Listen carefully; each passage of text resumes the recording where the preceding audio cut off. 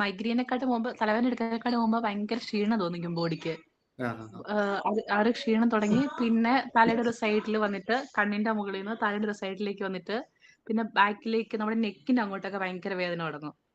ആ വേദനക്കാളേറെ ഭയങ്കര ബുദ്ധിമുട്ട്, ഭയങ്കര ക്ഷീണമായിരിക്കും ശരീരത്തൊക്കെ, ഒന്നും ചെയ്യാൻ പറ്റില്ലാത്ത രീതിയിൽ അസാധ്യ ക്ഷീണമായിരിക്കും. നമ്മുടെ ബോഡി ശരിക്കും തളരുന്ന പോലെ തന്നെ തോന്നിക്കും. അങ്ങനെയാണ് സംഭവിക്കുന്നത് അല്ലേ? ആ ഓക്കെ. അപ്പോ ബാക്കി ട്രിഗർ ഫാക്ടർ ഉണ്ട്, ചൂടുണ്ട്, അങ്ങനത്തെ കാര്യങ്ങൾ. പക്ഷെ അത് അത്ര അവോയ്ഡ് ചെയ്താലും ശരി, ഈ യാത്ര എന്ന് പറഞ്ഞ സംഭവം വരുമ്പോഴത്തേക്കും എന്ത് കാര്യം അവോയ്ഡ് ചെയ്താലും, അതായത് ചൂട്, ഫുഡൊക്കെ കറക്റ്റ് ആക്കിയാലും, യാത്ര വന്നു കഴിഞ്ഞാൽ ഈ തലവേദന ഇതുപോലെ തന്നെ സെയിം സിംറ്റം ആയിട്ട് കാണിക്കും. കറക്റ്റ്. അപ്പൊ ഈ കാണുന്ന ഒരു ഞരമ്പ് ട്രൈജെമിനൽ നെർവ് എന്ന് പറയും. ഈ ഒരു ഞരമ്പിന്റെ വീക്കം കാരണമാണ് നമുക്ക് എന്ത് ഉണ്ടാകുന്നത്? ഈ ഒരു വേദന നമുക്ക് അനുഭവപ്പെടുന്നത്. നമുക്ക് ഈ ഒരു ഞരമ്പ് ഇവിടൂടെ, ഈ ഒരു ഭാഗത്തൂടെ കയറിയിട്ട് നമ്മുടെ മുഖത്ത് ഇങ്ങനെ പടർന്നു കിടക്കുന്ന ഒരു ഞരമ്പാണ്. നമ്മുടെ കണ്ണിലോട്ടും മൂക്കിലോട്ടും വായിലോട്ടും ഒക്കെ സെൻസേഷൻസ് ഒക്കെ നമുക്ക് ഫീൽ ചെയ്യുന്ന ഒരു ഞരമ്പാണ്.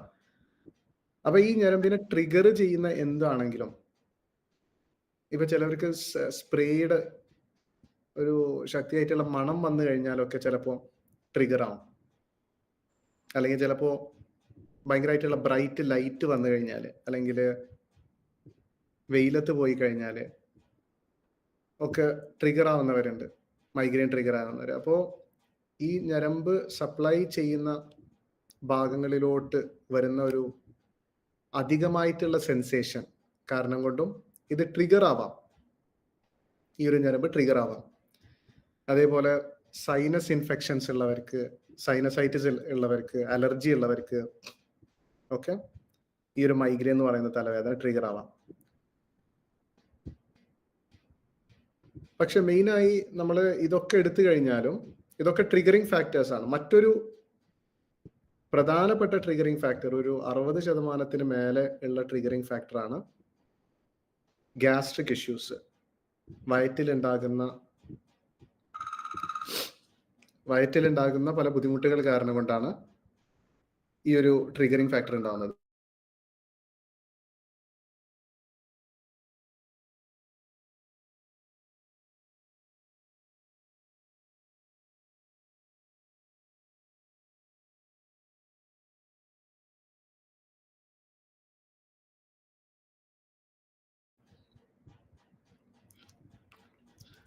അപ്പോ ഗ്യാസ്ട്രിക് ഇഷ്യൂസ് കാരണം കൊണ്ട് പിന്നെ തലവേദന വരുന്നവരാരെങ്കിലും ഉണ്ടോ?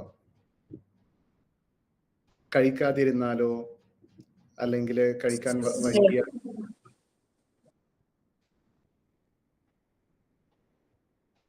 ഉണ്ടോ?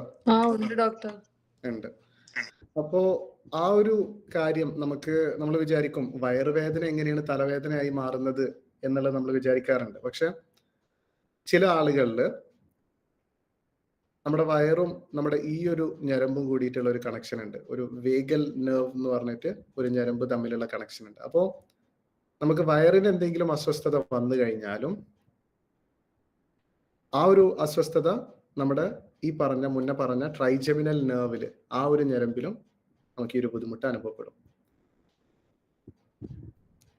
അപ്പൊ നമ്മൾ നോക്കേണ്ടത് ഗ്യാസ്ട്രിക് ഇഷ്യൂ എന്ത് കാരണം കൊണ്ടൊക്കെ വരാം എന്നുള്ളതാണ് പിന്നീട് നമ്മൾ നോക്കേണ്ടത്.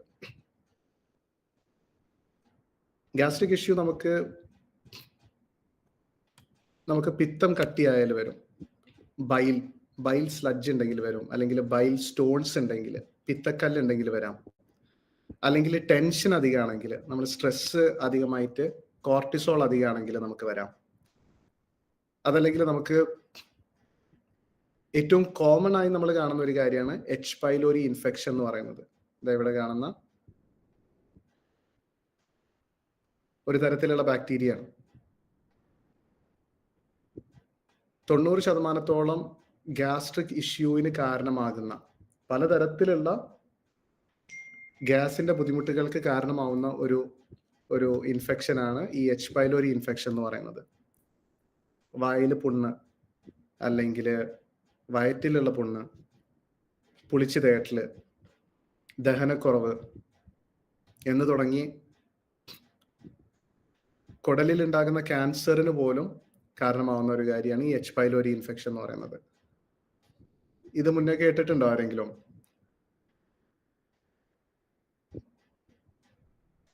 കേട്ടിട്ടുണ്ട് എച്ച് പൈലോറിനെ കുറിച്ചിട്ട്. നമുക്ക് തൈര് അങ്ങനത്തെ സാധനങ്ങളിൽ നിന്ന് കൂടുതൽ എന്തോ കിട്ടുമെന്ന് അങ്ങനെ എന്തോ. എച്ച് പൈലോരി എന്ന് പറയുന്നത് നമ്മുടെ ശരീരത്തിൽ സാധാരണ ഒരു നമുക്ക് ആവശ്യമുള്ള ഒരു കാര്യം തന്നെയാണ്. പക്ഷെ ഇതിന്റെ ഒരു ഇൻഫെക്ഷൻ സ്റ്റേറ്റ് ആയി കഴിഞ്ഞാൽ, ഇൻഫെക്ഷൻ എന്ന് പറയുന്നത് അതിരുവിട്ടുള്ള വളർച്ച, അങ്ങനെ വന്നു കഴിഞ്ഞാലാണ് നമ്മുടെ ശരീരത്തിന് ഇത് ഒരു ബുദ്ധിമുട്ടായി മാറുന്നത്.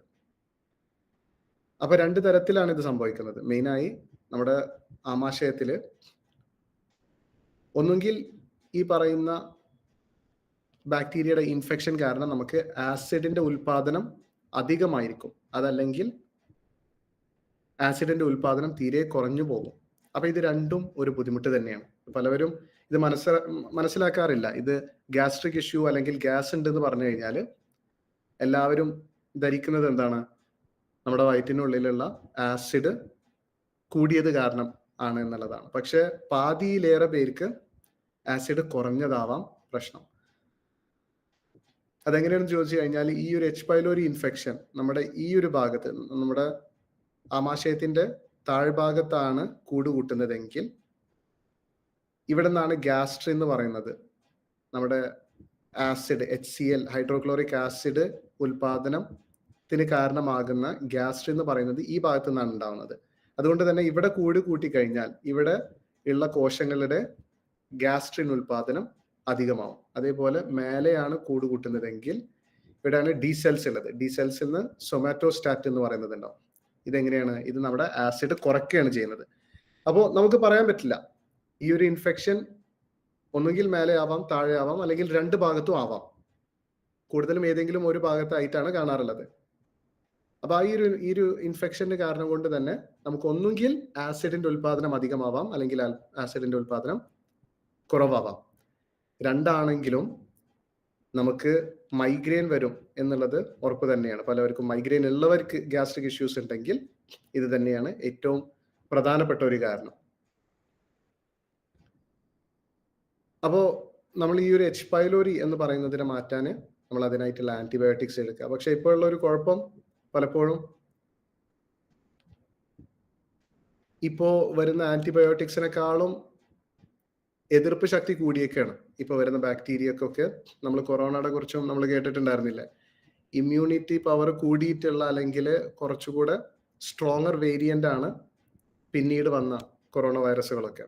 അതേപോലെ തന്നെയാണ് ഇപ്പൊ ഈ ബാക്ടീരിയ എന്ന് പറയുന്നതും, ഇതിന്റെ ഒരു ഇമ്മ്യൂണിറ്റി കൂടിയിട്ടുണ്ട്. നമ്മൾ കഴിക്കുന്ന സാധാ ആന്റിബയോട്ടിക്സ് നമുക്ക് ഒരു 90% സക്സസ് റേറ്റ് ഉണ്ടായിരുന്നത്. നമുക്ക് ഫസ്റ്റ് അത് ഇറങ്ങിയ സമയത്ത് ഒരു 90% നമുക്ക് ഈ ബാക്ടീരിയനെ നശിപ്പിക്കാൻ പറ്റുമായിരുന്നു. ഇപ്പൊ അതൊരു 20-ന് താഴെ കുറഞ്ഞേക്കാണ്. സക്സസ് റേറ്റ് വളരെ കുറവാണ്. അപ്പൊ നമ്മൾ ഇതിനെ നശിപ്പിക്കണം എന്നുണ്ടെങ്കിൽ നമ്മൾ കുറച്ച് കഷ്ടപ്പെടണം. ഇതിന്റെ മറ്റൊരു പ്രധാന കാരണം ഈ ഒരു ഞാൻ മുന്നേ പറഞ്ഞ പോലെ തന്നെ ഈ ഒരു ബാക്ടീരിയ നമുക്ക് ഇറങ്ങിയപ്പോൾ ആമാശയത്തിൽ ഉണ്ടാകും. പക്ഷെ ഇത് അതിര് വിട്ട് വളരാനുള്ള ഒരു കാരണം, പ്രധാനപ്പെട്ട ഒരു കാരണമാണ് ഒന്നാമത് സ്ട്രെസ്. ഒന്നാമത് നമ്മൾ ടെൻഷൻ അടിച്ചാൽ ഈ ഒരു ബാക്ടീരിയ നമ്മുടെ ശരീരത്തിന്റെ ഇമ്മ്യൂണിറ്റി പവർ കുറയാണ്. നമ്മളുടെ സ്ട്രെസ് ഹോർമോൺസ് കാരണം ഇമ്മ്യൂണിറ്റി പവർ കുറയാണ്. അതുകൊണ്ട് തന്നെ ഈ ഒരു ബാക്ടീരിയയുടെ വർധനവുണ്ടാവും. അതേപോലെ വിറ്റമിൻ ഡി കുറയുന്ന സമയത്ത്, വിറ്റമിൻ ഡി നമ്മൾ നോക്കിക്കഴിഞ്ഞാൽ മൈഗ്രെയിൻ ഉള്ള ഓൾമോസ്റ്റ് എല്ലാവർക്കും, ഗ്യാസ്ട്രിക് ഇഷ്യൂസ് ഉള്ള എല്ലാവർക്കും ഇങ്ങനെ നോക്കിക്കഴിയുമ്പോൾ വിറ്റമിൻ ഡി വളരെ കുറവായിരിക്കും. 20-ന് താഴെ, 15-ന് താഴെ ഒക്കെ ആയിരിക്കും. അപ്പൊ വിറ്റമിൻ ഡി എന്ന് പറയുന്നതും ഇമ്മ്യൂണിറ്റിക്ക് വളരെ വളരെ പ്രധാനപ്പെട്ട ഒരു കാര്യമാണ്. അപ്പൊ അതും കൂടെ ഒന്ന് ചെക്ക് ചെയ്യേണ്ടതാണ്. അങ്ങനെ ആ ഒരു ഇൻഫെക്ഷൻ നമുക്ക് മാറ്റാനുള്ള മറ്റൊരു പ്രതിവിധിയാണ് നമുക്ക് നാച്ചുറൽ ആയിട്ടുള്ള നമ്മുടെ വീട്ടിൽ തന്നെയുള്ള കാര്യങ്ങളാണ്. ഇഞ്ചി, അല്ലെങ്കിൽ കരിഞ്ജീരകം, നന്നാരി വേര്, മഞ്ഞള്, കുരുമുളക്, അല്ലെങ്കിൽ വെള്ളുള്ളി. ഇതൊക്കെ വളരെ പവർഫുൾ ആണ്. നമ്മൾ വീട്ടിൽ തന്നെ ചെറിയ ചെറിയ ഇൻഫെക്ഷൻസ് ഒക്കെ ആണെങ്കിൽ തന്നെ നമുക്ക് വീട്ടിൽ നിന്ന് തന്നെ ഈ പറഞ്ഞ കാര്യങ്ങളൊക്കെ തിളപ്പിച്ചാറ്റിയ വെള്ളം ദിവസവും കുടിച്ച് വിറ്റമിൻ ഡിന്റെ സപ്ലിമെന്റ്സ് കൊടുത്തു കഴിഞ്ഞാൽ തന്നെ നല്ല രീതിയിൽ ഈ ഒരു ഇൻഫെക്ഷൻ നമുക്ക് മാറ്റിയെടുക്കാവുന്നതാണ്. നമ്മുടെ ഗ്യാസ്ട്രിക് ഇഷ്യൂസ് മാറ്റിയെടുക്കാവുന്നതാണ്. പക്ഷെ ഞാൻ മുന്നേ പറഞ്ഞായിരുന്നു, നമുക്ക് ഹൈപ്പർ അസിഡിറ്റി ആണോ ഹൈപ്പോ അസിഡിറ്റി ആണോ എന്നുള്ളത് നമ്മൾ നോക്കണം. ആസിഡ് കൂടിയതാണോ പ്രശ്നം, കുറഞ്ഞതാണോ പ്രശ്നം എന്നുള്ളത് നമ്മൾ നോക്കണം. അത് വേർതിരിക്കാൻ പറ്റുന്ന ഏറ്റവും എളുപ്പത്തിലുള്ള ഒരു ടെസ്റ്റാണ് ബേക്കിംഗ് സോഡ ടെസ്റ്റ് എന്ന് പറയുന്നത്. നമ്മൾ വീട്ടിൽ നിന്ന് തന്നെ നമുക്ക് ചെയ്യാവുന്നതാണ്.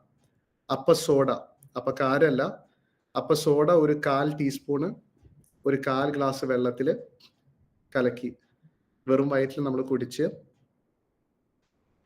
ഒരു 3 മിനിറ്റിനുള്ളിൽ നമുക്ക് ഏപ്പം വരികയാണെങ്കിൽ, അത് വലിയ രീതിയിൽ ഏപ്പം വരികയാണെങ്കിൽ അതിനർത്ഥം നമുക്ക് ആസിഡ് ഉൽപാദനം കൂടുതലാണ്. കാരണം ഈ അപ്പസോഡ എന്ന് പറയുന്നത് ആൽക്കലൈൻ ആണ്. നമ്മുടെ ശരീരത്തിലുള്ള ആസിഡിനേറ്റ് റിയാക്ട് ചെയ്ത് ഗ്യാസ് ഫോർമേഷൻ ഉണ്ടാവും. അപ്പൊ നമ്മൾ ഏപ്പം വരും നമുക്ക്. അപ്പൊ പെട്ടെന്ന് തന്നെ ഏപ്പം വരുന്നുണ്ടെങ്കിൽ നമ്മുടെ ആസിഡ് അതിന്റെ ഉൽപാദനം വളരെ അധികമാണെന്നുള്ളത് നമുക്ക് മനസ്സിലാക്കാം. ഇന്ന് നമ്മൾ ഈ ഒരു അപ്പസോഡ നമ്മൾ കുടിച്ചതിന് ശേഷം 5 മിനിറ്റ് 10 മിനിറ്റ് 1 മണിക്കൂർ 2 മണിക്കൂർ ഒക്കെ എടുത്തിട്ടാണ്, അല്ലെങ്കിൽ 5 മിനിറ്റിന് ശേഷം എപ്പോൾ വന്നു കഴിഞ്ഞാലും നമുക്കത് ഹൈപ്പോ അസിഡിറ്റി ആണെന്ന് നമുക്ക് പറയാം. നമ്മുടെ ആസിഡിന്റെ റിയാക്ഷൻ വളരെ സാവകാശമാണ്. കാരണം നമ്മുടെ ശരീരത്തിൽ എന്ത് വീണ് കഴിഞ്ഞാലും, ആമാശയത്തിൽ ഒരു ഫുഡ് വീണാലും ഒരു വെള്ളം വീണാലും പെട്ടെന്ന് തന്നെ നമ്മുടെ ശരീരത്തിനുള്ളിൽ ആസിഡ് ഉൽപാദനം ആരംഭിക്കണം. അങ്ങനെ ഇല്ലെങ്കിൽ, അത് ഡിലേ ആണെങ്കിൽ അതൊരു തകരാറാണ്. അതിന്റെ പ്രധാനപ്പെട്ട ഈ കാരണം തന്നെയാണ് ഞാനിപ്പോൾ പറഞ്ഞ എച്ച് പൈലോറി ഇൻഫെക്ഷൻ. അപ്പൊ മൈഗ്രെയിൻ എന്ന് പറയുമ്പോൾ നമുക്ക് ഈ ഒരു ഗ്യാസ്ട്രിക് ഇഷ്യൂ അല്ലെങ്കിൽ ഈ ഒരു ട്രിഗറിങ് ഫാക്ടർ അല്ലാതെ നമുക്ക് മറ്റൊരു ഫാക്ടർ കൂടെ വരുന്നുണ്ട്. അത് അത്രത്തോളം കോമൺ അല്ല, കുറച്ച് റെയർ ആണ്. എന്നാലും പീരിയഡ്സ് സമയത്ത് ഉണ്ടാകുന്ന തലവേദന, മൈഗ്രെയിൻ. അപ്പോൾ പീരിയഡ്സ് സമയത്ത് ഈസ്ട്രജൻ എന്ന് പറയുന്ന സ്ത്രീകളുടെ ഹോർമോണ് കുറവും, നമ്മുടെ ശരീരത്തിൽ അതിന്റെ അളവ് കുറഞ്ഞു വരും പീരിയഡ്സ് സമയത്ത്. ഈ ഈസ്ട്രജൻ എന്ന് പറയുന്നതും നമ്മുടെ രക്തക്കുഴലുകളെ വികസിപ്പിച്ച് വെക്കാനുള്ള ഒരു നല്ല ഒരു മോളിക്യൂളാണ്. അപ്പോൾ ആ ഒരു സമയത്ത് പ്രത്യേകം മറ്റ് ഇൻഫെക്ഷൻസ് ഉണ്ടെങ്കിൽ തന്നെ, സൈനസ് ഇൻഫെക്ഷൻസ് ഉണ്ട്, അല്ലെങ്കിൽ ഉള്ളിൽ നീർക്കെട്ടുകൾ ഉണ്ടെങ്കിൽ, ഈ ഒരു സമയത്ത് നമുക്ക് മൈഗ്രെയിൻ ട്രിഗർ ആവാനുള്ള ഒരു പ്രധാന കാരണമാവും. നമ്മുടെ ആ ഒരു ഞരമ്പ്, അവിടെയുള്ള രക്തക്കുഴലുകളൊക്കെ ചുരുങ്ങുകയും അത് കാരണം കൊണ്ട് ശക്തമായ വേദന നമുക്ക്. ഇതിൽ ആരെങ്കിലും അങ്ങനെ ഉണ്ടോ? പീരിയഡ്സ് സമയത്ത് മാത്രം തലവേദന ഉണ്ടാകുന്നവരാരെങ്കിലും ഉണ്ടോ?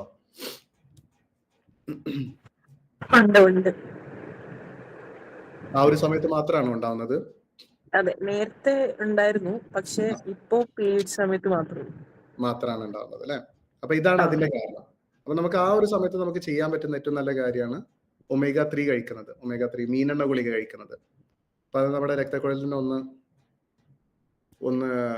അതിന്റെ ഒരു എലാസ്റ്റിസിറ്റി കൂട്ടാൻ സഹായിക്കുന്ന ഒരു കാര്യമാണ്. എലാർജിനിൻ നിങ്ങൾക്ക്, പിന്നെ പൊമഗ്രാനറ്റ്, അനാറ് നിങ്ങൾക്ക് ജ്യൂസ് അടിച്ചു കുടിക്കാവുന്നതാണ്. ബീട്രൂട്ട് ജ്യൂസ് അടിച്ചു കുടിക്കാവുന്നതാണ്. അപ്പൊ അതിലൊക്കെ ഈ എലാർജിൻ എന്ന് പറയുന്ന ഒരു കാര്യമുണ്ട്. നമ്മുടെ ഈ രക്തക്കുഴലിനെ ഒന്ന് വികസിപ്പിക്കാനും ആ ഒരു പ്രഷർ കുറക്കാനും സഹായിക്കുന്ന ഒരു കാര്യമാണ്.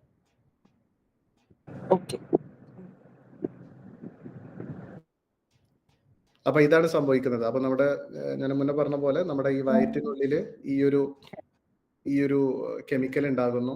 ആ ഒരു കെമിക്കല് ഇവിടെ പോയി CGRP എന്ന് പറയുന്ന ഒരു കെമിക്കൽ ഉണ്ടായിട്ടാണ് നമുക്ക് ആ ഒരു വേദന അനുഭവപ്പെടുന്നത്. ആ ഒരു ഞരമ്പിന്റെ ചുരുക്കവും അവിടെയുള്ള രക്തക്കുഴലിന്റെ ചുരുക്കവും സംഭവിക്കുന്നത്. അപ്പൊ അതിന്റെ ഒക്കെ പഠനങ്ങളാണിത്. പബ്ലിഷ് ചെയ്തിട്ടുള്ള, സയന്റിസ്റ്റുകൾ ചെയ്തിട്ടുള്ള പഠനങ്ങളാണ് ഈ കാണിക്കുന്ന കാര്യങ്ങൾ. അതേപോലെ എച്ച് പൈലോറി മൈഗ്രെയിന് കാരണമാവുന്ന കാര്യങ്ങളാണ്. അപ്പൊ നമുക്ക് നാച്ചുറൽ ആയിട്ട് നമുക്ക് മാറ്റണം എന്നുണ്ടെങ്കിൽ ഒന്നുകൂടെ എഫക്റ്റീവ് ആണ്. മാത്രമല്ല നമ്മൾ ആ ഒരു, കാരണം വർഷങ്ങളോളം പെയിൻ കില്ലേഴ്സ് മാത്രം എടുക്കുന്ന എത്രയോ പേഷ്യൻസ് എൻ്റെ അടുത്ത് വരാറുണ്ട്. വേറെ വഴി കാണാറില്ല. എന്തുകൊണ്ടാണ് വരുന്നത് എന്നറിയില്ല, അല്ലെങ്കിൽ ഇതിനെങ്ങനെ നമുക്ക് ഒരു പരിഹാരം കണ്ടെത്തണം എന്നറിയാതെ പെയിൻ കില്ലേഴ്സ് മാത്രം എടുക്കുന്ന എത്രയോ പേഷ്യൻസ് നമുക്കുണ്ട്. അപ്പോൾ അവർക്ക് ഒരു കറക്റ്റ് ആയിട്ടുള്ള ഒരു പ്രതിവിധി, ആ ഒരു ഇൻഫെക്ഷന് മാറ്റുക എന്നുള്ളത് മാത്രമല്ലാതെ നമ്മുടെ ശരീരത്തിന്റെ തന്നെ നാച്ചുറൽ ആയിട്ടുള്ള ഇമ്മ്യൂണിറ്റി പവർ, പ്രതിരോധ ശേഷി വർദ്ധിപ്പിക്കുക എന്നുള്ളതും നമുക്ക് വലിയൊരു കാര്യമാണ്. അപ്പോൾ ഞാൻ മുന്നേ പറഞ്ഞായിരുന്നു, ആസിഡ് കുറവുള്ളവരാണെങ്കിൽ ഈ ഒരു ബേക്കിംഗ് സോഡ ടെസ്റ്റ് ചെയ്ത് ഏപ്പം വൈകിയാണ് വരുന്നതെങ്കിൽ ആസിഡ് കുറവാണെന്നാണ് അതിനർത്ഥം. അപ്പൊ അങ്ങനെയുള്ളവരാണെങ്കിൽ കഴിക്കുന്ന ഭക്ഷണം ദഹിക്കാനായി താൽക്കാലികമായിട്ട് കഴിക്കുന്ന ഓരോ ഭക്ഷണത്തിന് മുന്നേയും ആപ്പിൾ സിഡർ വിനെഗർ കുടിക്കുക. അതല്ലെങ്കിൽ ഭക്ഷണത്തിൽ നന്നായി ചെറുനാരങ്ങ പിഴിഞ്ഞ് കഴിക്കുക. ആ ഒരു സമയത്ത് പാൻറ്റപ്രസോളോ അല്ലെങ്കിൽ സാധാരണ കിട്ടുന്ന ഗ്യാസിന്റെ ഗുളിക കഴിച്ചിട്ടോ കാര്യമില്ല. കാരണം അങ്ങനെയുള്ള ഗുളികകൾ എന്താണ് ചെയ്യുന്നത്? നമ്മുടെ വയറ്റിലെ ആസിഡിനെ കുറയ്ക്കുകയാണ് ചെയ്യുന്നത്. ആസിഡ് കൂടുതലുള്ളവർക്ക് അത് കഴിക്കാം, സഹായിക്കും. പക്ഷെ ആസിഡ് കുറവുള്ളവർക്ക് അവരുടെ ബുദ്ധിമുട്ട് കൂട്ടുള്ളൂ, ഇനിയും കൂട്ടുള്ളൂ. കാരണം നമ്മുടെ ശരീരത്തിൽ ആസിഡ് ഇല്ലെങ്കിൽ ആൽക്കലൈൻ എൻവയറമെന്റിലാണ് ഇതുപോലെയുള്ള മോശമായ ബാക്ടീരിയകളുടെ വളർച്ച അധികമായി നടക്കുന്നത്. ഇപ്പൊ നമ്മുടെ ഈ എച്ച് പൈലോരി എന്ന് പറയുന്ന ആ ഒരു ബാക്ടീരിയ പോലും യൂറിയേസ് എന്ന് പറയുന്ന ഒരു എൻസൈം ഉണ്ടാക്കും. നമ്മുടെ ശരീരത്തിനുള്ളിൽ അമോണിയ എന്ന് പറയുന്ന ഒരു കാര്യം ഉണ്ടാക്കി നമ്മുടെ വയറ്റിനുള്ളിലുള്ള ആ ഒരു ആസിഡ് എൻവയറമെന്റ് നന്നായി കുറച്ച് അവർക്ക് ഇഷ്ടമുള്ള ഒരു എൻവയറമെന്റ്, അവർക്ക് വളരുവാനും പെരുകുവാനും പറ്റുന്ന ഒരു എൻവയറമെന്റ് ഉണ്ടാക്കി എടുക്കുകയാണ് അവർ ചെയ്യുന്നത്. അപ്പൊ നമ്മൾ അതിന് സമ്മതിക്കാൻ പാടില്ല. നമ്മൾ എന്ത് ഭക്ഷണം കഴിക്കുകയാണെങ്കിലും അതിന്റെ കൂടെ തന്നെ നന്നായി ചെറുനാരങ്ങ പിഴിയുക അല്ലെങ്കിൽ ആപ്പിൾ സിഡർ വിനെഗർ കുടിക്കുക. നമ്മുടെ ആമാശയത്തിന്റെ ആസിഡ് എൻവയറമെന്റ് കറക്റ്റ് ആക്കി വെക്കുക. അതോടൊപ്പം പ്രോബയോട്ടിക്സ് കഴിക്കുക. പ്രോബയോട്ടിക്സ് ഇപ്പൊ എല്ലാവർക്കും അറിയുന്നതാണ്. എന്ന് വെച്ചാൽ നമ്മുടെ ശരീരത്തെ സഹായിക്കുന്ന നല്ല ബാക്ടീരിയകൾ. അപ്പൊ പ്രോബയോട്ടിക്സ് കഴിക്കാൻ അതിന്റെ ഒരു ഉദ്ദേശം, ഈ പ്രോബയോട്ടിക്സ് തന്നെ നമ്മുടെ ശരീരത്തിലുള്ള മോശമായ ബാക്ടീരിയകളൊക്കെ നശിപ്പിച്ച് കളയാൻ വളരെ നല്ലതാണ്. അതേപോലെ പ്രോബയോട്ടിക്സിൽ നിന്നും പലതരത്തിലുള്ള നല്ല എൻസൈംസുകളും നല്ല കെമിക്കൽസും ഉൽപാദനം നടക്കും. നമ്മുടെ ശരീരത്തിനെ സഹായിക്കുന്ന, നമ്മുടെ ശരീരത്തിന്റെ രോഗപ്രതിരോധ ശേഷി ഉറപ്പാക്കുന്ന ഒരു കാര്യം. അപ്പൊ പ്രോബയോട്ടിക്സ് കഴിക്കാം. പ്രോബയോട്ടിക്സിന് നമ്മൾ തൈര്, അതേപോലെ ഉപ്പിലിട്ട കാര്യങ്ങൾ, കിംചി എന്ന് പറയുന്നതൊക്കെ നമുക്ക് കഴിക്കാവുന്നതാണ്. അതേപോലെ പ്രോബയോട്ടിക്സ് മറ്റൊരു നല്ല കാര്യമാണ് പഴങ്കഞ്ഞി. പഴങ്കഞ്ഞി പ്രോബയോട്ടിക്സ് റിച്ച് ആവുന്ന ഒരു കാര്യമാണ്. നിങ്ങൾക്ക് തലേ ദിവസത്തെ ചോറ് നിങ്ങൾ വെള്ളത്തിലിട്ട് വെച്ചതാണെങ്കിൽ അതിനുള്ളിൽ പതുക്കെ ബാക്ടീരിയ വളരുകയും അതിനുള്ളിലുള്ള ഷുഗറിന്റെ അംശം കഴിച്ച് ആ ഷുഗറിന്റെ അംശം ഈ ബാക്ടീരിയ എന്താക്കി മാറ്റും? ഒരു തരത്തിലുള്ള ഫൈബർ ആക്കി മാറ്റും. സോളിബിൾ ഫൈബർ എന്ന് പറയുന്ന ഫൈബർ ആക്കി മാറ്റും. നമ്മുടെ ശരീരത്തിന് വളരെ നല്ലൊരു കാര്യമാണ്. അതോടൊപ്പം നിങ്ങൾ അതിൽ തന്നെ നിങ്ങൾ അടുത്ത ദിവസം അത് കഴിക്കുന്ന സമയത്ത് അതിൽ കുറച്ച് തൈര് ചേർത്ത്, ചെറുള്ളി, ഇഞ്ചി, കുറച്ച് മഞ്ഞൾ, കുരുമുളക് ഒക്കെ ചേർത്ത് നിങ്ങൾ കഴിക്കുകയാണെങ്കിൽ ഈ പറഞ്ഞ എല്ലാ എലമെന്റ്സും നിങ്ങൾ കിട്ടുന്നുണ്ട്. അതിലുള്ള നാച്ചുറൽ ആന്റിബയോട്ടിക്സും ശരി, പ്രോബയോട്ടിക്സ് ആണെങ്കിലും നിങ്ങൾക്ക് അതിൽ നിന്ന് കിട്ടുന്നുണ്ട്. അതോടൊപ്പം ഫ്രൈഡ് ഫുഡുകളും ഒഴിവാക്കുക. കുറച്ചൊരു 2 മാസത്തേക്ക് ഈ ഒരു ശരീരം ഒന്ന് റെഡിയായി വരുന്നത് വരെ ഫ്രൈഡ് ഫുഡ്സ് ഒഴിവാക്കുക. അതേപോലെ മധുരങ്ങൾ, സ്വീറ്റ്സ് അധികമായിട്ട് കഴിക്കുന്നതൊക്കെ ഒന്ന് ഒഴിവാക്കുക. പച്ചക്കറികൾ ധാരാളമായി കഴിക്കുക. വിറ്റമിൻ സി അധികമായിട്ടുള്ള ഫ്രൂട്ടുകൾ കഴിക്കുക. ഗോവ അല്ലെങ്കിൽ ഓറഞ്ച്, ചെറുനാരങ്ങ, അതേപോലെ അനാറ് വളരെ നല്ലൊരു ഒരു ഫുഡാണ്, ഒരു ഫ്രൂട്ടാണ്. അപ്പോ പറഞ്ഞോളൂ മാഡം. അപ്പൊ നമ്മൾ ഡയറ്റ് എടുക്കുമ്പോൾ നമുക്ക് റൈസ് ഒന്നും കഴിക്കാൻ പറ്റില്ലല്ലോ. അപ്പൊ ഈ പഴങ്കഞ്ഞി നമ്മൾ സാധാ റൈസ് കഴിക്കുമ്പോഴാണ് പ്രശ്നമുള്ളത്. പഴങ്കഞ്ഞി എന്ന് പറയുന്നത് നല്ലത് തന്നെയാണ്. പഴങ്കഞ്ഞി നമുക്ക് ഇപ്പൊ നിങ്ങള് പിന്നെ ജിവ ഡയറ്റിൽ ചേർന്നിരിക്കുകയാണെങ്കിൽ അതിന്റെ ഉദ്ദേശം വേറെ തന്നെയാണ്. നിങ്ങൾ എത്രയും പെട്ടെന്ന് വെയിറ്റ് കുറക്കാനുള്ള ഒരു ഡയറ്റ് ആണല്ലോ നിങ്ങൾ ചെയ്യുന്നത്. അപ്പൊ അതുകൊണ്ടാണ് തീരെ ചോറ് കഴിക്കാൻ പാടില്ല എന്ന് പറയുന്നത്. പക്ഷെ നിങ്ങൾ ഈ ഒരു ഗ്യാസ്ട്രിക് ഇഷ്യൂവിന് വേണ്ടിയിട്ടാണെങ്കിൽ നിങ്ങൾക്ക് കുറച്ച് പഴങ്കഞ്ഞി കഴിക്കാവുന്നതാണ്. പഴങ്കഞ്ഞി അതിലുള്ള കാർബോഹൈഡ്രേറ്റ് കണ്ടന്റ് നന്നായി കുറയും. ഞാൻ മുന്നേ പറഞ്ഞ പോലെ കാർബോഹൈഡ്രേറ്റ് കണ്ടന്റ് നന്നായി കുറയും.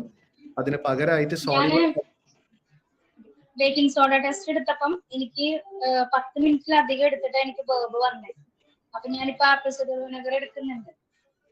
നല്ല കാര്യം, അങ്ങനെ തന്നെയാണ് വേണ്ടത്. ഇപ്പൊ നമുക്ക് അത് ആപ്പിൾ സിഡർ വിനെഗർ എടുക്കുന്നതിന്റെ ഒരു പ്രധാന കാരണം നമുക്ക് ഫുഡ് ദഹിക്കണം. നമ്മൾ ഇപ്പോ ഈ ആന്റിബയോട്ടിക് എടുക്കുന്നുണ്ടെങ്കിലും നമ്മൾ എന്ത് മരുന്ന് എടുക്കുന്നുണ്ടെങ്കിലും നമ്മൾ തൽക്കാലത്തിന് ഇപ്പോൾ ഫുഡ് നമുക്ക് ദഹിച്ച് കിട്ടണം. ദഹിച്ച് കിട്ടിയില്ലെങ്കിൽ, ദഹിക്കാതെ ഫുഡ് നമ്മുടെ കുടലിലോട്ട് ചെന്നിട്ടുണ്ടെങ്കിൽ അവിടെ വീണ്ടും മോശമായ ഫംഗസ്, ഇൻഫെക്ഷൻസ്, ബാക്ടീരിയ ഒക്കെ വളരാൻ ഇടയാം. അങ്ങനെ വളർന്നു കഴിഞ്ഞാലാണ് നമ്മുടെ ശരീരത്തിൽ പലതരത്തിലുള്ള വാതരോഗങ്ങളും അലർജികളും ഒക്കെ ഉണ്ടാകുന്നത്. ഈ IgE എന്ന് പറയുന്നത് കൂടും, അല്ലെങ്കിൽ ANA എന്ന് പറയുന്നത് കൂടും. IgA കൂടാനുള്ള സാധ്യത കൂടുതലാണ്. anti-TPO, ATG എന്നൊക്കെ പറയുന്നത് നമ്മുടെ കുടലിൽ നിന്നുണ്ടാകുന്ന പല ഓട്ടോ ഇമ്മ്യൂൺ ആയിട്ടുള്ള കാര്യങ്ങളാണ്. അപ്പോ ഭക്ഷണം എപ്പോഴും കഴിക്കുന്ന ഭക്ഷണം ദഹിക്കുക എന്നുള്ളത് വളരെ പ്രധാനപ്പെട്ട ഒരു കാര്യമാണ്. നമ്മളത് ചവച്ചരച്ച് കഴിക്കുക. അതോടൊപ്പം നമ്മുടെ ആസിഡ് ലെവൽസ് ലോ ആണെങ്കിൽ നമ്മുടെ ശരീരത്തിന് ഒന്നുകൂടെ സഹായിക്കാൻ വേണ്ടി തൽക്കാലത്തിന് കുറച്ച് ചെറുനാരങ്ങ പിഴിയുക, അല്ലെങ്കിൽ ആപ്പിൾ സിഡർ വിനെഗർ കഴിച്ചിട്ട് ഭക്ഷണം കഴിക്കുക. ദഹനം നടക്കുന്നുണ്ട് എന്നുള്ളത് ഉറപ്പുവരുത്താം. അപ്പോൾ ഇത്രയാണ് നമുക്ക് മൈഗ്രെയിനെ കുറിച്ച് പറയാനുള്ളത്. വളരെ സിമ്പിളാണ്. വർഷങ്ങളോളം ഇതിന്റെ ബുദ്ധിമുട്ട് അനുഭവപ്പെടുന്നവരുണ്ട്. നമുക്ക് നമ്മുടെ അടുത്ത് വരുന്ന പേഷ്യൻസും അങ്ങനെ തന്നെയാണ്. എത്രയോ വർഷങ്ങൾ പ്രയാസം അനുഭവിച്ചിട്ടാണ് പിന്നീട് നമ്മുടെ അടുത്ത് വന്നെത്തുന്നത്. അങ്ങനെയാണെങ്കിലും പേടിക്കൊന്നും വേണ്ട. നമുക്ക് കുറച്ചൊരു അറ്റ്ലീസ്റ്റ് ഒരു ആവറേജ് ഒരു 3 മാസം 2 മാസമാണ് നമ്മൾ പറയാറുള്ളത്. ഒരാഴ്ചയിലും ശരിയാവുന്നവരുണ്ട്, 2 ആഴ്ചയിലും ശരിയാവുന്നവരുണ്ട്. പക്ഷെ ഈ ഒരു പറഞ്ഞ ഒരു മെത്തേഡ് തന്നെയാണ് ഏറ്റവും നല്ലൊരു അപ്രോച്ച്. എന്ന് വെച്ചാൽ മരുന്നിനെ മാത്രം ആശ്രയിക്കാതെ നമ്മുടെ ശരീരത്തിന് ഒരു കംപ്ലീറ്റ് ആയിട്ട് ഹെൽപ്പ് ചെയ്യുന്ന രീതിയിൽ നമ്മൾ നല്ല ഭക്ഷണങ്ങളും കാര്യങ്ങളും ചെയ്യുകയാണെങ്കിൽ തീർച്ചയായും ഇത് നമുക്ക് എളുപ്പത്തിൽ മാറ്റിയെടുക്കാൻ പറ്റുന്ന ഒരു അസുഖം തന്നെയാണ്. പക്ഷെ ഈ പറഞ്ഞ പോലെ വളരെ റെയർ കേസുകളിൽ ട്യൂമർ കാരണമോ അല്ലെങ്കിൽ അങ്ങനെ നമുക്ക് ഒന്നും ചെയ്യാൻ പറ്റാത്ത പല കാരണങ്ങളും, പക്ഷെ അതൊക്കെ വളരെ റെയർ ആയിട്ടുള്ള കേസുകളാണ്. ഏറ്റവും കോമൺ ആയി നമ്മൾ കാണുന്നത് ഒന്നെങ്കിൽ ഈ ഇൻഫെക്ഷൻ ആവാം, അല്ലെങ്കിൽ ഫാറ്റി ലിവർ കാരണം കൊണ്ട്, ടെൻഷൻ അധികമാവുന്നത് കൊണ്ട്, അല്ലെങ്കിൽ PCOD ഉണ്ടെങ്കിൽ ഹോർമോണൽ ഇംബാലൻസ് കാരണം കൊണ്ട്, അല്ലെങ്കിൽ ഈ പറഞ്ഞ പോലെ സൈനസ് ഇൻഫെക്ഷൻ ഉണ്ടെങ്കിൽ, അലർജി ഉണ്ടെങ്കിൽ ഒക്കെയാണ്. അപ്പൊ ഇതൊക്കെ നമുക്ക് പരിഹരിക്കാൻ പറ്റുന്ന കാര്യങ്ങൾ തന്നെയാണ്. നമ്മൾ മരുന്നിനെ മാത്രം ആശ്രയിക്കാതെ നമുക്ക് നല്ല ഫുഡുകളും ഒക്കെ കഴിച്ച് നമുക്ക് ചെയ്യാവുന്ന ഒരു കാര്യമാണ്. മറ്റു ചോദ്യങ്ങളോ കാര്യങ്ങളോ ഇല്ലെങ്കിൽ സർ, ഞാൻ ഈ ബേക്കിംഗ് സോഡ ടെസ്റ്റ് നടത്തിയിട്ടുണ്ടായിരുന്നേ. അപ്പൊ എനിക്ക് വെപ്പ് വന്നിട്ടേ ഇല്ല. അതാണ് പറയുന്നത്. ചിലവർക്ക് അത്രയും സിവിയർ ആയിരിക്കും.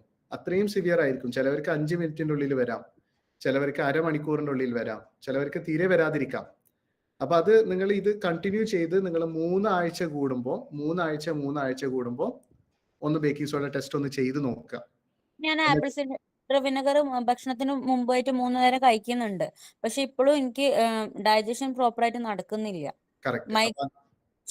എനിക്കൊരു 12 വയസ്സ് മുതൽ മൈഗ്രെയിൻ ഉണ്ട്. ഇപ്പൊ എനിക്ക് 30 വയസ്സായി. മൈഗ്രെയിൻ ക്രോണിക് മൈഗ്രെയിൻ ആയിട്ടുണ്ട് ഇപ്പൊ. അപ്പൊ അങ്ങനെ ഉള്ളവരാണെങ്കിൽ നിങ്ങൾ ഒരു 2-3 ആഴ്ച എന്ത് ചെയ്യുക, സൂപ്പ് ഡയറ്റ് എടുക്കുക. നിങ്ങൾ കഴിക്കുന്നതെല്ലാം സെമി സോളിഡ് ആയിട്ട്, എല്ലാം നന്നായി ഉടഞ്ഞ് വെന്ത് ഉള്ള ഒരു പരുവത്തിലായിട്ടുള്ള രീതിയിലാണെങ്കിൽ നിങ്ങളുടെ ശരീരത്തിന് പെട്ടെന്ന് തന്നെ അതിനെ ദഹിപ്പിക്കാൻ എളുപ്പമായിരിക്കും. പക്ഷെ അങ്ങനെ ചെയ്യുന്ന സമയത്തും എന്ത് ചെയ്യണം, ചവച്ചരച്ച് തന്നെയാണ് നിങ്ങൾ അത് കുടിക്കേണ്ടത്. ചവച്ച് കഴിക്കുക. അപ്പോഴാണ് നിങ്ങളുടെ ഉമിനീര് വരെ. ലെമൺ യൂസ് ചെയ്യണേ, എങ്ങനെ യൂസ് ചെയ്യാം? നിങ്ങൾ ലെമൺ യൂസ് ചെയ്യുകയാണെങ്കിൽ ഈ സൂപ്പിൽ നന്നായി ലെമൺ പിഴിഞ്ഞ് ഉപയോഗിക്കാവുന്നതാണ്, നല്ലതാണ്. അപ്പൊ അങ്ങനെ ചെയ്യുന്ന സമയത്തും ഈ സൂപ്പും അല്ലാത്ത സ്നാക്സ് ടൈമിൽ നിങ്ങൾക്ക് മോരില് ഇഞ്ചിയും മഞ്ഞളൊക്കെ ചേർത്തിട്ടുള്ള നല്ലൊരു സംഭാരം ഉണ്ടാക്കി നിങ്ങൾക്ക് കുടിക്കാം. അത് നല്ലൊരു പ്രോബയോട്ടിക്കും ആണ്. നിങ്ങൾക്ക് ഈ ഒരു മരുന്ന് പോലെ ഉപയോഗിക്കാം. അപ്പോൾ ആ ഒരു കോമ്പിനേഷൻ നല്ലതാണ്. സിവിയർ ആയിട്ടുള്ള ഹൈപ്പോ അസിഡിറ്റി ഉള്ളവർക്ക്, വളരെ ക്രോണിക് ആയിട്ടുള്ള ദഹനക്കുറവുള്ളവർക്ക് ഇങ്ങനെ ചെയ്തു കഴിഞ്ഞാൽ സഹായമാവും. അതല്ലെങ്കിൽ ഞാൻ മുന്നേ പറഞ്ഞ പോലെ ഭക്ഷണം ദഹിക്കാതെ കെട്ടിക്കിടക്കുന്നുണ്ടെങ്കിൽ അത് ആ പറഞ്ഞ ഇൻഫെക്ഷനാണ് വീണ്ടും അതൊരു നല്ല കാര്യമായിട്ട് മാറുള്ളൂ. ഡോക്ടർ ഹലോ, എസ്റ്റിബിലിറ്റി നോർമൽ എത്ര സാറേ? ഒരു 30 താഴെ അല്ലെങ്കിൽ 40 താഴെ ഒക്കെ ഓക്കെയാണ്. നിങ്ങൾക്ക് എത്രയാണുള്ളത്? 15 ഉള്ളത്. കുഴപ്പമില്ല. ഡയറ്റ് ചെയ്യുന്നതിന്റെ മുമ്പ് 40 ഉണ്ടായിരുന്നു. ആ, ഡയറ്റ് ചെയ്തതിന്റെ ശേഷമാണ് ഇപ്പൊ 15 ആയിട്ടുള്ളത്.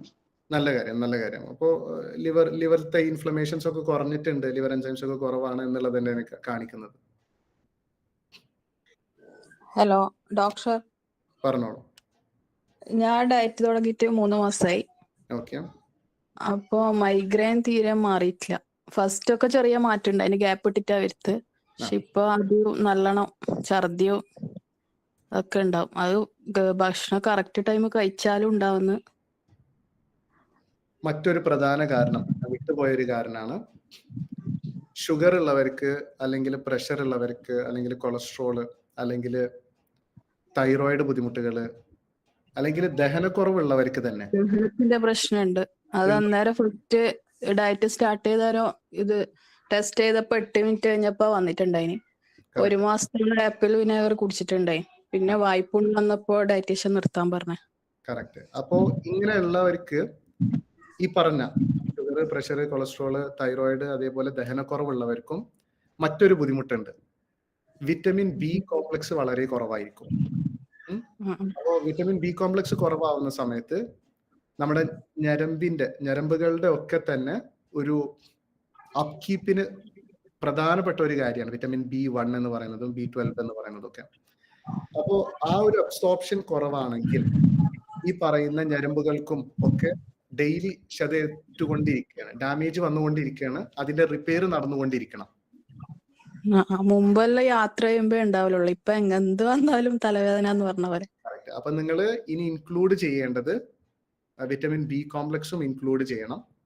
കോലീൻ എന്ന് പറയുന്നത് ഏതാണ്? വിറ്റാമിൻ D3 ആഴ്ചയിൽ കഴിക്കുന്നുണ്ട്. നല്ല കാര്യം. അതോടൊപ്പം വിറ്റമിൻ ബി കഴിക്കാം കേട്ടോ. ഇത് ഷംന ഡോക്ടർ പറഞ്ഞിട്ട് ഇപ്പൊ ഒരാഴ്ചയായിട്ട് ഹെലാസിഡ് എന്ന് പറഞ്ഞൊരു പൊടി. കറക്റ്റ്, അതൊന്നുകൂടെ നല്ലതാണ്. പക്ഷെ അതോടൊപ്പം നിങ്ങൾ വിറ്റമിൻ ബി കോംപ്ലക്സും കോലീൻ എന്ന് പറയുന്ന സപ്ലിമെന്റ് കഴിക്കണം. ഓക്കെ. വേറെ ഡൗട്ടുകൾ ഉണ്ടാവും? ഞാൻ മരുന്ന് കഴിക്കാൻ തുടങ്ങിയിട്ട് 3 മാസമായി. എനിക്ക് ഇപ്പൊ 2 പ്രാവശ്യം ഇപ്പം അടുപ്പിച്ചിട്ട് തലവേദന ഉണ്ടായി. പുറത്തു പോയ ടൈമിലാണ് ഉണ്ടാവാറുള്ളത്. ആദ്യം അങ്ങനെ തന്നെ കൂടുതൽ ഉണ്ടാവാറ് പുറത്തു പോയി വരുമ്പോഴാണ്. ഇപ്പോഴും ഉണ്ടായത് പുറത്തു പോയ സമയത്ത് തന്നെയാണ്. അത് എനിക്ക് പീരീഡിന്റെ സമയത്താണ് കൂടുതൽ ഉണ്ടാവാറ്. അന്ന് തന്നെയാണ് ഉണ്ടായതും. അല്ലാത്ത സമയത്ത് കുഴപ്പമൊന്നുമില്ല. ഇപ്പൊ ഇന്നലെയൊക്കെ പുറത്തു പോയി കുഴപ്പമൊന്നുമില്ല. അതിനൊക്കെ മാറ്റങ്ങളുണ്ട് അല്ലേ? ഓക്കെ. അപ്പൊ ഈ ഒരു കാര്യം ഒന്ന് കുറച്ചുകൂടെ കണ്ടിന്യൂ ചെയ്യും തോറും നല്ലതാണ്. കാലങ്ങളായിട്ടുള്ളവരാണെങ്കിൽ കുറച്ചധികം കാലം, 10 വർഷത്തോളമായി തലവേദന തുടങ്ങിയിട്ട്. കറക്റ്റ്. അങ്ങനെയുള്ളവരാണെങ്കിൽ കുറച്ചധികം കാലം, ഒരു 3-4 മാസത്തോളം ഒന്ന് സ്ട്രിക്റ്റ് ആയിട്ട് ഫോളോ ചെയ്യണമെങ്കിൽ 3 മാസം മരുന്ന് കഴിച്ചു. കുറച്ചുകൂടി കഴിക്കേണ്ടി വരും. എങ്ങനെയാണ്? കഴിച്ചോളൂ, നല്ലതാണ്. നല്ല രീതിയിൽ തന്നെ ശരീരം ഒന്ന് ഡെവലപ്പ് ആവട്ടെ.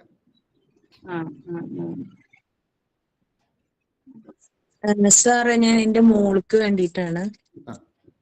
മോൾക്ക് എക്സാമിന്റെ സമയമായി കഴിഞ്ഞാലാണ് ഇത് ഭയങ്കര തലവേദന. അത് എക്സാമിനൊക്കെ കേറി കഴിഞ്ഞാൽ കാഴ്ചയൊക്കെ ബ്ലറാവണം, അത്രയും തലവേദന ഉണ്ടാവും എന്ന് പറയുന്നുണ്ട്. വേറെ സമയത്തൊന്നും കുഴപ്പമില്ല. സ്ട്രെസ് വരുന്ന സമയത്ത് കോർട്ടിസോൾ എന്ന് പറയുന്ന ഹോർമോൺ കൂടി കഴിഞ്ഞാലും ഈ പറഞ്ഞ പോലെ നമ്മുടെ വയറിനെ ബാധിക്കും. ആസിഡ് സെക്രീഷൻസ് ഭയങ്കരമായിട്ട് ഇറഗുലർ ആയിരിക്കും. അപ്പോഴും ഈ പറഞ്ഞ പോലെ ഈ ഞരമ്പിനെ എഫക്ട് ചെയ്യും. അപ്പൊ നമ്മൾ ആ സമയത്ത് സ്ട്രെസ് ഹോർമോൺ, ആ കോർട്ടിസോൾ എന്ന് പറയുന്നതിനെ ഒന്ന് റെഗുലേറ്റ് ചെയ്ത് വെക്കാൻ പറ്റുന്ന നല്ലൊരു കാര്യമാണ് അശ്വഗന്ധ. ഡയറ്റീഷ്യനോട് പറഞ്ഞു കഴിഞ്ഞാൽ അവരതിന്റെ ലിങ്ക് അയച്ചു തരും കേട്ടോ, എത്ര ഡോസേജ് ആണെന്നുള്ളത് പറഞ്ഞു തരും. അപ്പൊ ആ ഒരു സമയത്ത് അത് കഴിച്ചാൽ മതി. അതൊരു ശാശ്വത പരിഹാരമല്ല, പക്ഷെ ഒരു തൽക്കാലത്തിന് ആ കോർട്ടിസോള്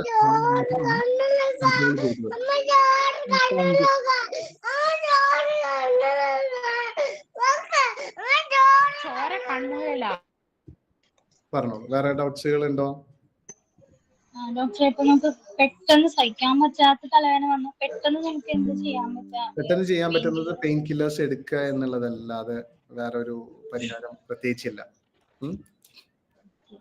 നല്ല പെയിൻ വരുമ്പോ വോമിറ്റ് ചെയ്ത് കഴിയുമ്പോ ഒരു ചെറിയ ആശ്വാസം വരാറുണ്ട്. അപ്പൊ ഞാൻ അതിനുവേണ്ടി വോമിറ്റ് ചെയ്യും. അങ്ങനെ വോമിറ്റ് ചെയ്യണം എന്ന് തോന്നുന്നുണ്ടെങ്കിൽ ഒരു നല്ലൊരു രീതി ഒരു 2-3 ഗ്ലാസ് ഉപ്പുവെള്ളം അല്ലെങ്കിൽ ഒരു 4 ഗ്ലാസ് ഉപ്പുവെള്ളം പെട്ടെന്ന് കുടിച്ച് പിന്നെ വിരലിട്ട് ഛർദ്ദിച്ച് കളയുന്നതാണ് നല്ലത്. പിന്നെ തോന്നിയിട്ടുണ്ട് കുറേ വെള്ളം കുടിച്ചു കഴിയുമ്പോ കുറയുന്ന പോലെ തോന്നിയിട്ടുണ്ട്. ഓക്കെ. അപ്പൊ ഇത്രയും കാര്യങ്ങളാണ്. അപ്പൊ എന്തായാലും എല്ലാവരും വന്നതിനും അറ്റൻഡ് ചെയ്തതിനൊക്കെ വളരെ സന്തോഷം, നന്ദി, താങ്ക് യു. അപ്പോ നമുക്ക് ഇന്നൊരു ക്ലാസ്സായിട്ട് നമുക്ക് മറ്റൊരു നല്ല ടോപ്പിക് ആയിട്ട് നമുക്ക് കാണാം. Thank you everyone. Take care. Good night. Thank you sir. Thank you.